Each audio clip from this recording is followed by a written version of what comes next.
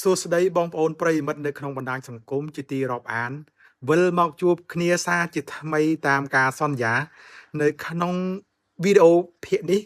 ខ្ញុំនឹងលើកនិយាយរាយរាប់អំពីរឿងជីវិតពិតរបស់គូស្វាមីភរិយាមួយមកពីខេត្តសៀមរាបគាត់នៅជាយក្រុងសៀមរាបទៅបាទហ្នឹងហើយគូស្វាមីភរិយានេះគឺដែលខ្ញុំនឹងលើកយកមកនិយាយរាយរាប់ប្រាប់ជូនបងប្អូនប្រិយមិត្តនៅក្នុងបណ្ដាញសង្គមនេះគឺថាវាមានការលំបា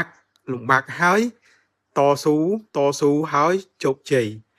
យហើយដល់ថ្ងៃមួយទៀតគឺនឹងថាវាមិនសូវរលូនហើយនឹងអាចបរាជ័យវិញណាអញ្ចឹងដើម្បីតាក់ទាញចំណាប់អារម្មណ៍របស់បងប្អូនប្រិយមិត្តនៅក្នុងបណ្ដាញសង្គមសូមលោកជួយshare មួយមកបាទ comment មួយមកបាទហើយបើសិនជាបងប្អូនណាដែលមិនទាន់បានចុច follow page ទេសូមជួយចុច follow page account ម្នាក់មួយផងដែរបាទតោះកុំឲ្យខាតពេលយូរខ្ញុំសូមរៀបរាប់ដូចតទៅថាគ្រួសារមួយនេះគឺនៅឯជាយក្រុង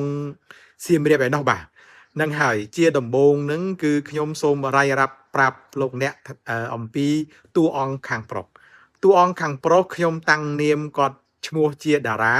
ហើយតួអង្គខាងស្រីនោះគឺតាំងនាមឈ្មោះជាស្រីនាងបាទតាមពិតគឺជាឈ្មោះដែលខ្ញុំតាំងឯណាបាទស្រីនាងបាននិយាយប្រាប់ខ្ញុំថាអញ្ចេះថាគាត់គឺជាកូនកំព្រាគ្មានឪពុកម្ដាយទេសូម្បីតែរូបថតឪពុកម្ដាយហ្នឹងមិនដឹងថាជាមុខយ៉ាងម៉េចផងបាទហើយស្រីនាងបានរស់នៅជាមួយនឹងបងប្អូនជីដូនមួយតែពិតពីមុនមកហ្នឹងរស់ជាមួយនឹងអ៊ំពូមីងរបស់គាត់ណានៅក្នុងគ្រួសារមួយហ្នឹងអញ្ចឹងទៅបាទហើយនៅពេលដែលគាត់បានខិតខំរៀនសូត្របណ្ដាលក់នំបណ្ដាអីនៅតាមសាលារៀននៅឯជាយក្រុងសៀមរាបនោះហើយមិនយូរប៉ុន្មានការវិវត្តវ័យរបស់គាត់ហ្នឹងបានពេញរូបពេញរាងទៅបាទបានពេញរូបពេញរាងទៅសម័យថ្ងៃមួយគេមានបុណ្យភូមិគេហៅបុណ្យកំសាន្តភូមិគេហ្នឹងណាលោកអ្នកហ្នឹងហើយក៏តារានេះគេក៏ទៅចូលរួមក្នុងកម្មវិធីបុណ្យនឹងដែរដល់ពេលចូលទៅក្នុងកម្មវិធីបុណ្យនឹងដែរគេក៏បានមើលសឡឹងឃើញស្រីនាងគឺជាក្មេងល្អអីចឹងណាលោកអ្នកហ្នឹងហើយបាទមិនមែនល្អត្រឹមតែរូបសម្បត្តិទេព្រមទាំងអត្តចរិតចរិយាមារយាទផងដែរហ្នឹងហើយក៏ចាប់ផ្ដើមកំណើតបាញ់ឈ្មោះទៅរកស្រីនាងរហូតដល់ការចង់និយាយថាសារភាពប្រាប់ស្រីនាងឲ្យត្រង់ថាខ្លួនបានស្រឡាញ់គ្នាយ៉ាងទៅបាទតែតារាហ្នឹងគាត់នៅភូមិផ្សេងទេក៏ប៉ុន្តែគាត់បានទៅចូលរួមនៅក្នុងរែងបុណ្យភូមិគេណាហ្នឹងហើយដល់តែពេលមិនយូរប៉ុន្មានក៏យើងចាប់ដៃគ្នាថាយើងស្រឡាញ់គ្នាហើយថ្ងៃណាមួយយើងនឹងមានប្រាក់យើងនឹងរៀបការតាមប្រពៃណីខ្មែរអីចឹងទៅបាទហើយដោយចាស់ហ្នឹង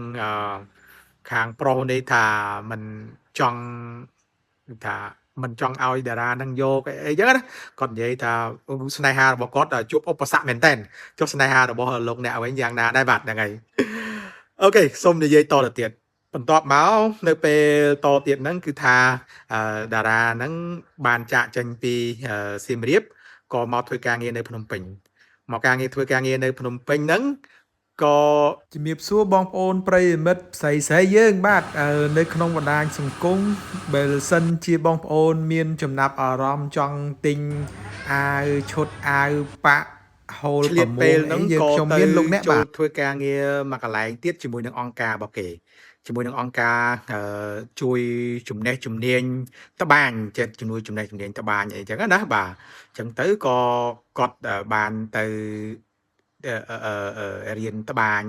ជាកបោកជានិយាយទៅត្បាញជាលក្ខណៈវត្ថុអនុស្សាវរីយ៍ដែលគេធ្វើអំពីកំប្លោកធ្វើពីស្អីចឹងណាបាទដល់ពេលក្រោយមកគាត់មានចំណេះជំនាញហ្នឹងគាត់ក៏ត្រឡប់ទៅខេត្តសៀមរាបវិញបាទគាត់ត្រឡប់ទៅសៀមរាបវិញទៅគាត់បានពិភាក្សាជាមួយនឹងស្រីនាង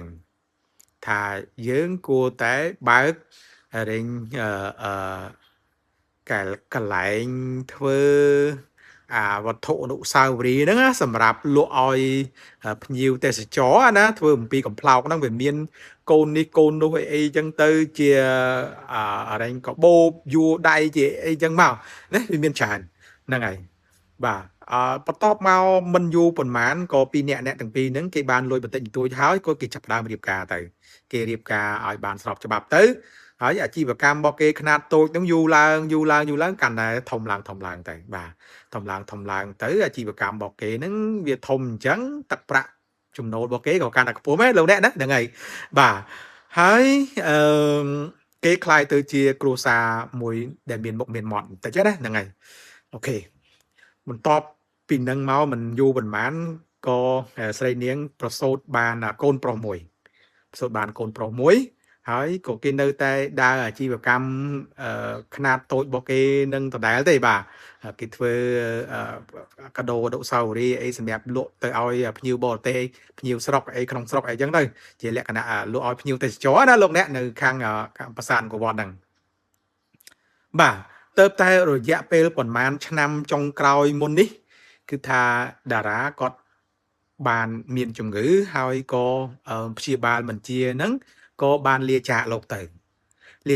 នឹងទៅនៅសល់តែស្រីនាងមួយទេក្រោយមកហ្នឹងថាក៏បានបិទអាជីវកម្មនឹងទៀតណាដោយសារតែលែងអាជីវកម្មដូចស្រីនាងជាមួយតារានឹងធ្វើហ្នឹងគឺ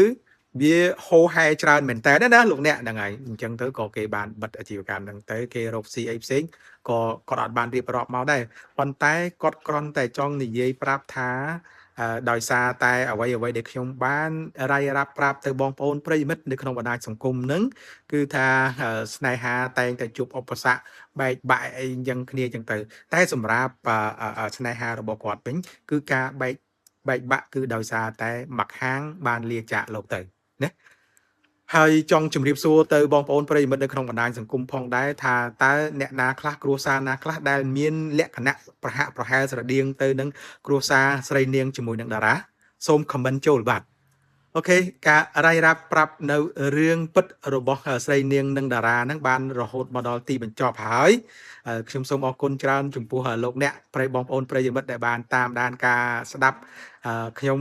អត្ថាធិប្បាយនិទានរឿងខ្លីៗនេះឡើងហើយសូមអរគុណច្រើនសូមជម្រាបលាជួបគ្នានៅវីដេអូបន្តបាយបាយ